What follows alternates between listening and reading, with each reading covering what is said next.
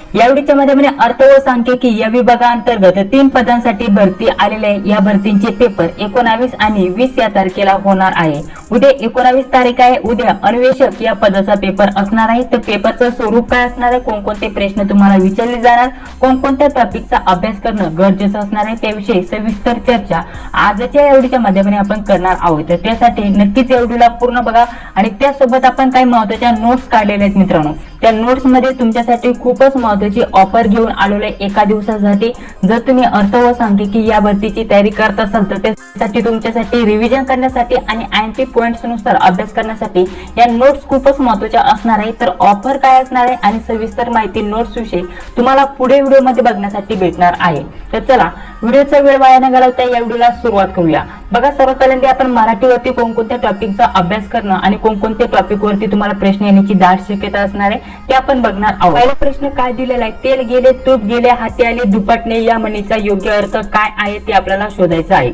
आपल्याला पर्याय दिलेले 4 योग्य प्रश्नाचं उत्तर सांगण्याचा प्रयत्न करायचा आहे। आता सांगतो तुम्हाला म्हणी झालं, ठीक आहे, म्हणी झालं, त्यासोबत वाक्यप्रचार झालं, समानार्थी झालं, त्यानंतर विरुद्धार्थी झालं। हे जे शब्द आहेत यावरती तुम्हाला 7 ते 8 प्रश्न विचारले जाणार मित्रांनो।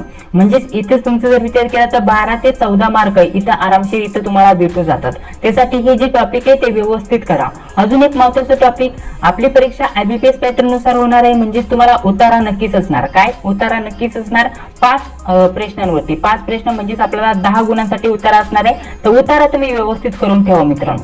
तर बघा इथे आपल्याला प्रश्न काय विचारला गेलाय, तेल गेले तूप गेले हाती आले दुपटणे या म्हणीचा अर्थ काय आहे ते शोधायला सांगितले। ते या प्रश्नाचं योग्य उत्तर असणार आहे।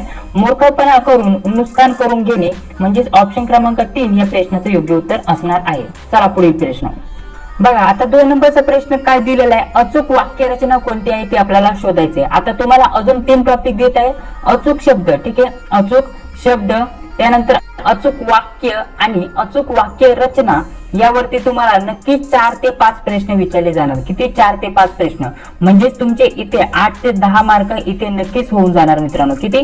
8 ते 10 मार्क तुम्हाला इथे आरामशीर भेटून जाणार। त्यासाठी अचूक जे झालं, अचूक वाक्य झालं, अचूक शब्द झालं, अचूक वाक्य रचना झालं, हे जे आहे ते सर्व व्यवस्थित प्रश्न तुम्ही करून ठेवायचे आहेत। यावरती तुम्हाला जास्तीत जास्त प्रश्न विचारले जाणार।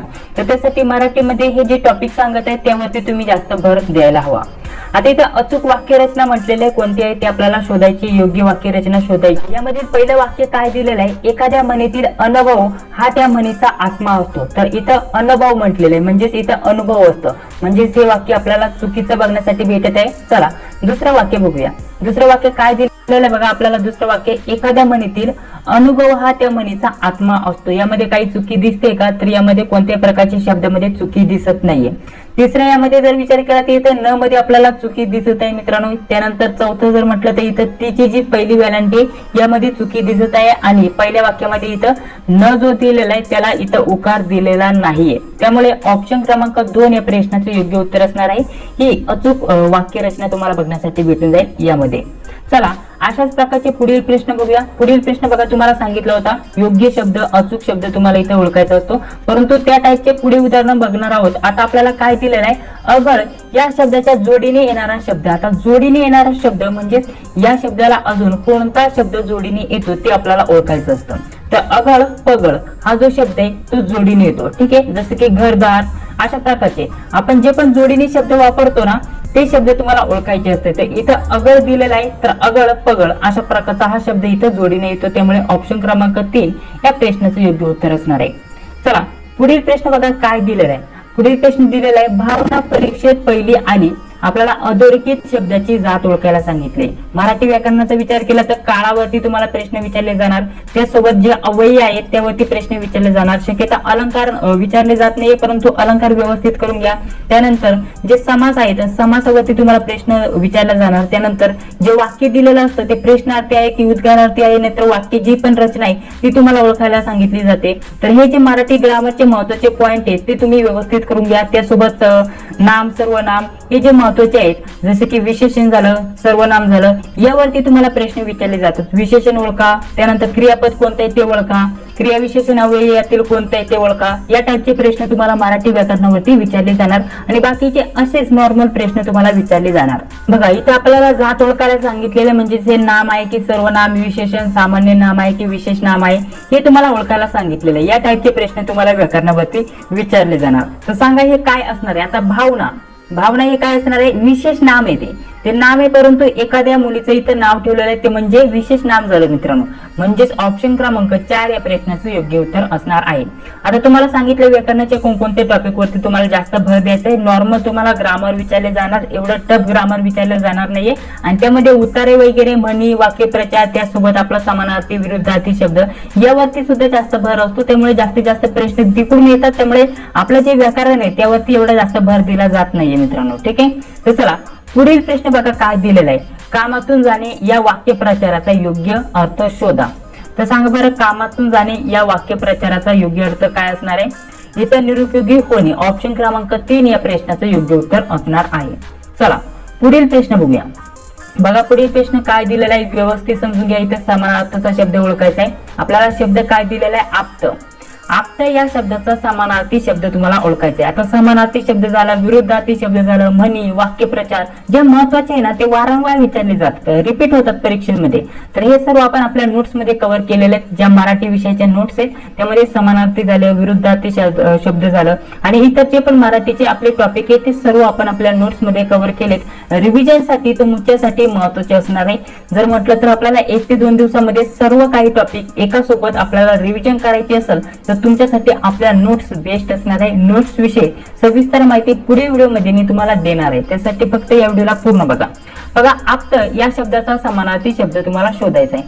तर आप्त या शब्दाचा समानार्थी शब्द होतो नातेवाईक. जसे की जर विचार केला खेड्यागावामध्ये गेलं तर तुम्हाला हा जो शब्द आहे जास्तीत जास्त वापरलेला बघण्यासाठी भेटेल. आपली आप्त नाहीतर यांची आप्त होती, म्हणजेच यांची काय होती ते नातेवाईक होती. म्हणजेच ऑप्शन क्रमांक 4 या प्रश्नाचं योग्य उत्तर असणार आहे. चला पुढील प्रश्न बघा 7 नंबर. यामध्ये आपल्याला काय दिलेला आहे प्रश्नामध्ये, झाडांच्या पानामधून पोपटांचा डॅश डॅश आकाशात उडाला. आता पोपटांचा काय असतो, आता यापैकी थवा असतो का, रास असतो का, झुंबर असतो की तांबा असतो. सांगा बरं या प्रश्नाचं योग्य उत्तर काय असणार आहे. पोपटांचा काय असतो आता हे आपल्याला माहिती असणं गरजेचं आहे. तर पोपटांचा असतो थवा, म्हणजे ऑप्शन क्रमांक 1 या प्रश्नाचं योग्य उत्तर होणार आहे. झाडांच्या पानामधून पोपटांचा थवा आकाशात उडाला. तर आपल्याला अशा प्रकारचा समूहवाचक शब्द इथे शोधायचा होता. या टाईपचे प्रश्न तुम्हाला नक्कीच 1 ते 2 बघण्यासाठी भेटणार. त्यासाठी या टाईपचे प्रश्न व्यवस्थित करून घ्या. आपण आपल्या नोट्स मध्ये हे सर्व काही कव्हर केलेलं आहे. ठीक आहे, तर बघा 8 नंबरचा प्रश्न काय दिलेला आहे. 4 रस्ते एकत्र येतात ती जागा. तर या शब्द समूहासाठी एक शब्द आपल्याला शोधायचा आहे. तर वारंवार सांगत आलेलो आहे समूह शब्दाबद्दल तुम्हाला एक शब्द शोधा. यावरती नक्कीच प्रश्न विचारले जाणार. तर हे काय असतं, आपल्याला हे जे वाक्य दिलेलं असतं त्यासाठी कोणता शब्द योग्य असतो तो आपल्याला शोधायचा असतो. आता इथे 4 रस्ते एकत्र येतात तर ती जागा काय असते सांगा. ती जागा असते चौक. हे सर्वांनाच माहिती आहे. तर या टाईपचे प्रश्न तुम्हाला विचारले जातात. इथं कोणत्या प्रकारचं वाक्य दिलं असतं, नाहीतर कोणत्या प्रकारची माहिती दिली असते आणि त्या माहितीच्या आधारे आपल्याला सांगायचं की ही जी माहिती दिलेली आहे त्यासाठी आपण कोणता शब्द वापरतो. ठीक आहे, नाहीतर 1-2 वाक्य दिलेलं असतं त्यासाठी कोणता शब्द योग्य होईल ते आपल्याला सांगायचं असतं. नाहीतर आपल्याला वाक्य रचना दिली असती, 2-3 वाक्य दिलं असतं आणि त्यानंतर ही सर्व जी वाक्य रचना झालेली आहे ती कोणाबद्दल झालेली आहे ती तुम्हाला ओळखायचं असतं. या टाईपचे तुम्हाला 1 ते 2 प्रश्न नक्कीच विचारले जाणार. त्यासाठी हे जे टाईप आहे ते तुम्ही व्यवस्थित करून ठेवा. तर 9 नंबरचा प्रश्न काय दिलेला आहे, प्रमाण लेखानुसार अचूक शब्द शोधा अशा प्रकारचा प्रश्न विचारला गेलाय आणि त्यासोबत आपल्याला 10 नंबरचा प्रश्न दिलेला आहे विरुद्धार्थी शब्द. तर आता सर्वात पहिल्यांदा अचूक, आपल्याला अचूक शब्द सर्वात पहिल्यांदा सांगितलं शब्द झालं, अचूक वाक्य झालं, अचूक वाक्य रचना झालं. तर अशा प्रकारचे जे टॉपिक आहेत त्यावरती भर द्या. त्यावरती तुम्हाला जास्तीत जास्त प्रश्न विचारले जाणार. इथं आपल्याला अचूक शब्द ओळखायचे आहे. तर यासाठी आपल्याला आपलं जे वाचन आहे त्यासोबत आपलं जे लेखन आहे ते जास्तीत जास्त असणं गरजेचं आहे. इथे बघा मुख्य पृष्ठ दिलंय तर हे होईल का, नाही, लगेच आपल्याला समजून येते. मुख्य पृष्ठ तर हे होईल का, तर हे वाटत आहे होईल. बघा पुढे यामध्ये प्र दिलंय म्हणजे हे पण होणार नाही. इथं प्रू दिलंय परंतु इथे जर विचार केला तर इथं उकारामध्ये आपल्याला हा बदल दिसत आहे म्हणजे हे सुद्धा होणार नाही. ऑप्शन क्रमांक 2 या प्रश्नाचं योग्य उत्तर असणार आहे. तर लेखन नियमानुसार आपल्याला अचूक शब्द हे आपलं पाठ असणं गरजेचं आहे, नाहीतर माहिती असणं गरजेचं आहे. नक्की तो कसा लिहिला जातो तर तेव्हा तुम्हाला 1 ते 2 प्रश्न विचारले जाणार मित्रांनो. त्यासाठी ही जे टॉपिक सांगतोय ते व्यवस्थित करून ठेवा. विचार केला तर पुढील शब्द दिलेला आहे अपकर्ष. या शब्दाचा आपल्याला विरुद्धार्थी शब्द शोधायला सांगितलेला आहे. शब्द काय दिलेला आहे? अपकर्ष. तर अपकर्ष उत्कर्ष म्हणजे ऑप्शन क्रमांक 1 या प्रश्नाचं योग्य उत्तर असणार आहे. समानार्थी विरुद्धार्थी शब्द हे व्यवस्थित करा. त्यावरती सुद्धा तुम्हाला 2-4 प्रश्न विचारले जाणार. तर काय दिलेलं आहे? भुकेमुळे त्याची केविलवाणी स्थिती झाली होती. या वाक्यातील आपल्याला विशेषण शोधायला सांगितलेलं आहे. तर काही पर्याय खाली दिसत असतील बघा तुम्हाला. भुकेमुळे त्याची केविलवाणी स्थिती झाली या वाक्यातील आपल्याला विशेषण शोधायला सांगितलेला आहे. तर केविलवाणी हा जो शब्द आहे, हा जो आहे शब्द हा या वाक्यातील विशेषण आहे असं आपल्याला सांगता येईल. ठीक आहे, चला पुढील प्रश्न बघूया. पुढील प्रश्न बघा काय दिलेला आहे. आपल्याला पुढील प्रश्न व्यवस्थित वाचायचा आहे. तर बघा शब्द काय दिलेला आहे? पाटावर बसून जेवावे. कंसातील शब्दाची आपल्याला जात ओळखायला सांगितलेले आहे. म्हणजे ते कोणता अवयव आहे की विशेषण आहे की क्रियापद आहे ते आपल्याला ओळखायचं आहे. पाटावर, आता कंस कशाला दिलेला आहे? वर या शब्दाला. आता वर तुम्हाला माहिती आहे, आता हे जोडून शब्द येतात त्याला आपण काय म्हणतो? सर्वांनाच माहिती आहे, शब्दयोगी अव्यय म्हणतो. म्हणजेच ऑप्शन क्रमांक 2 या प्रश्नाचं आपलं योग्य उत्तर असणार आहे. बरोबर की नाही? ऑप्शन 2 या प्रश्नाचं आपलं योग्य उत्तर असणार. पुढील प्रश्न बघा काय दिलेला आहे. तू एक गाणे म्हण या वाक्याचे विद्यार्थी वाक्य आपल्याला ओळखायला सांगितलेलं, शोधायला सांगितले. तू एक गाणे म्हण. तर विद्यार्थी वाक्य कोणतं होईल मग यातील? आपल्याला सांगतील ऑप्शन क्रमांक 4 म्हणजेच तू एक गाणे म्हणावेस अशा प्रकारचं हे वाक्य होईल. म्हणजेच ऑप्शन क्रमांक 4 या प्रश्नाचं योग्य उत्तर असणार आहे. या सुद्धा टाईपचे आपल्याला टीसीएस आयपीपीएस पॅटर्न नुसार प्रश्न आलेले बघण्यासाठी भेटतात. तर हे जे टाईप आहे तुम्हाला कसे सोडवायचे ते तुम्हाला माहिती असणं गरजेचं असणार आहे. पुढील प्रश्न बघा काय दिलेला आहे. वाक्यातील नामाची पुनरावृत्ती टाळण्यासाठी जो शब्द येतो त्याला काय म्हणतात? तर डायरेक्टली आपल्याला व्याख्या विचारली. व्याख्या माहिती असणं गरजेचं आहे. व्याकरणावरती प्रश्न आलेला तर त्याला काय म्हणतात? सर्वनाम म्हणतात. ठीक आहे, वाक्यातील नामाची पुनरावृत्ती टाळण्यासाठी जो शब्द येतो त्याला सर्वनाम म्हणतात. म्हणजेच आपण एखाद्या नामाऐवजी जो शब्द वापरतो त्याला सर्वनाम म्हणतो. जसं की अजय, अजय हा शब्द तुम्हाला वारंवार वापरायला लागत असेल तर आपण डायरेक्टली तो अजय अशा प्रकारचा म्हणजे तो हा जो शब्द आहे त्या नामासाठी आपण वापरू शकतो. इथे नामाची पुनरावृत्ती होत नाहीये आणि त्यासाठी आपण अजय या शब्दाऐवजी तो शब्द वापरू शकतो. अशा प्रकारचा याचा अर्थ होतो. तर चला पुढील प्रश्न बघूया. 15 नंबरचा आपला प्रश्न चालू आहे. तर बघा प्रश्न कसा दिलेला आहे. आता व्यवस्थित प्रश्न समजून घ्या. तर आपल्याला इथे एक वाक्य दिलेलं आहे आणि या वाक्यातील आपल्याला क्रियापद ओळखायला सांगितलेलं आहे. तर क्रियापद आपल्याला माहितीच आहे कसं ओळखायचं. आपल्याला वाक्य काय दिलं? त्याच्या बोलण्याने आम्हा सर्वांना खूप हसविले. तर आपल्याला या वाक्यातील क्रियापद ओळखायला सांगितलेलं आहे. तर वाक्याची इथं पूर्ण म्हणजे वाक्य कशाने पूर्ण होतं? हसवले या शब्दाने. म्हणजेच हसवले हे क्रियापद झालं असं आपल्याला सांगता येईल. ऑप्शन क्रमांक 4 या प्रश्नाचं योग्य उत्तर असणार आहे. तर या टाईपचे प्रश्न तुम्हाला मराठी या विषयावरती विचारले जाणार. आपल्याला अजून यामध्ये प्लस उतारा ऍड करायचा आहे. उतारावरील प्रश्न मी यामध्ये घेतले नाहीये, परंतु उत्तरावरील 5 प्रश्न तुम्हाला बघण्यासाठी भेटतील. आपण ज्या नोट्स देणार आहे मराठीमध्ये त्यामध्ये तुम्हाला सर्व उत्तरावरती कसे प्रश्न विचारले जातात त्यांचं सर्व स्पष्टीकरणासोबत सर्व काही दिलेलं आहे आणि सर्व बाकीचे टॉपिकही आपण कव्हर केलेले आहेत. त्यासाठी तुम्ही नोट्स मध्ये रिव्हिजन करू शकता, अभ्यास करू शकता. एका दिवसामध्ये जास्तीत जास्त रिव्हिजन साठी तुमच्यासाठी आपल्या नोट्स बेस्ट असणार आहे मित्रांनो. त्यासाठी तुम्ही नोट्स मधून अभ्यास करू शकता. तर चला थोडक्यात जर विचार केला तर जीकेचे प्रश्न आपण जास्त बघणार नाहीये, कारण जीके वरती कुठून प्रश्न विचारले जातील असं सांगता येत नाहीये, कन्फर्म नसतं. कुठूनही टीसीएस आयबीपीएस कंपनी कुठूनही क्वेश्चन घेते आणि विचारते. जसे की काही महत्त्वाचे प्रश्न बघूया. आपल्याला प्रश्न दिलेला आहे सांस्कृतिक आणि शैक्षणिक हक्क या भारतीय राज्यघटनेच्या खालीलपैकी कोणत्या अनुच्छेदाशी संबंधित आहे असा प्रश्न विचारला आहे. तर या प्रश्नाचं उत्तर सांगण्याचा प्रयत्न करा. सांगा बरं, सांस्कृतिक आणि शैक्षणिक हक्क हे भारताच्या कोणत्या राज्यघटनेच्या आपल्याला अनुच्छेदाशी संबंधित आहे असा प्रश्न विचारला गेला. तर या प्रश्नाचं योग्य उत्तर सर्वांनी सांगण्याचा प्रयत्न करायचा आहे. तर सांगा सर्वांनी या प्रश्नाचं उत्तर कमेंट बॉक्स मध्ये सांगण्याचा प्रयत्न करायचा आहे. तर या प्रश्नाचं योग्य उत्तर असणारे ऑप्शन क्रमांक 2 अनुच्छेद 29 आणि 30 मध्ये हे सांग याच्याशी संबंधित आहे असं आपल्याला सांगता येईल. पुढील प्रश्न बघा काय दिलेला आहे. 1840 मध्ये मुंबईत मूर्तिपूजा आणि जाती व्यवस्था लढा देण्याच्या उद्देशाने खालीलपैकी कोणत्या धार्मिक सुधारणेला सुरुवात झाली. तर या प्रश्नाचं योग्य उत्तर काय असणार आहे? परमहंस मंडळी. ठीक आहे, मुंबईमध्ये 1840 मध्ये मूर्तिपूजा आणि जाती व्यवस्थेशी लढा देण्यासाठी या उद्देशाने जर विचार केला तर परमहंस मंडळाची ही जी आहे धार्मिक सुधारणाला सुरुवात झाली असं आपल्याला सांगता येईल. ऑप्शन क्रमांक 3 या प्रश्नाचं योग्य उत्तर असणार आहे. पुढील प्रश्न बघा काय. भारतीय लेखा परीक्षण आणि लेखा विभागाचे प्रमुख कोण आहेत आणि ते भारताच्या लोकशाही व्यवस्थेतील प्रमुख मानले जातात. तर या प्रश्नाचं योग्य उत्तर काय असणार आहे? ऑप्शन क्रमांक 2 भारतीय निरीक्षक आणि महालेखापरीक्षक हे आपल्या प्रश्नाचं योग्य उत्तर असणार आहे. तर चला पुढील प्रश्न बघा काय दिलेला आहे, व्यवस्थित समजून घ्या. आपल्याला प्रश्न दिलेला आहे, लोक त्यांच्या मूळ ठिकाणाहून स्थलांतरित होतात आणि त्यांचे राहण्याचे ठिकाण सोडून जातात तेव्हा त्याला काय म्हणतात? तर त्याला काय म्हणतात तेव्हा पुश फॅक्टर म्हणतात. म्हणजेच ऑप्शन क्रमांक 2 या प्रश्नाचं योग्य उत्तर असणार आहे. तर चला पुढील प्रश्न बघा 5 नंबरचा प्रश्न काय दिलेला आहे व्यवस्थित समजून घ्या. बृहदेश्वर किंवा राजराजेश्वरम मंदिर हे टिंबटिंब बांधलेल्या द्रविड वास्तुकलेचे उदाहरण आहे. तर चोळ काळात बांधलेल्या, ठीक आहे, चोळ काळात बांधलेल्या द्रविड वास्तुकलेचे उदाहरण आहे. ऑप्शन क्रमांक 4 या प्रश्नाचं आपलं योग्य उत्तर असणार आहे. तर चला आता पुढील प्रश्न बघूया. 6 नंबरचा प्रश्न काय दिलेला आहे व्यवस्थित समजून. खालीलपैकी कोणत्या प्रकारचे वाघ हे सुंदरबन मध्ये आढळत असून ते केवळ खारफुटीच्या जंगलात राहणाऱ्या वाघांची संख्या दर्शवितात? तर या प्रश्नाचं योग्य उत्तर असणार आहे इंडियन वाघ. म्हणजेच ऑप्शन क्रमांक 1 या प्रश्नाचं योग्य उत्तर असणार आहे. तर अशा प्रकारचे नॉर्मल जीकेचे प्रश्न कुठूनही घेतले जातात. ऑलराऊंडर तुमचा विचार करून हे जीकेचे प्रश्न तुम्हाला विचारले जातात.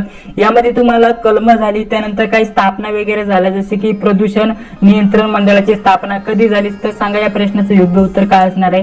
तर या प्रश्नाचं योग्य उत्तर असणार आहे 7 सप्टेंबर 1970. म्हणजेच ऑप्शन क्रमांक 3 या प्रश्नाचं योग्य उत्तर असणार आहे. अशा प्रकारचे तुम्हाला ऑलराऊंडर प्रश्न विचारले जातात मित्रांनो. आपण भरपूर प्रश्न काढलेले आहेत.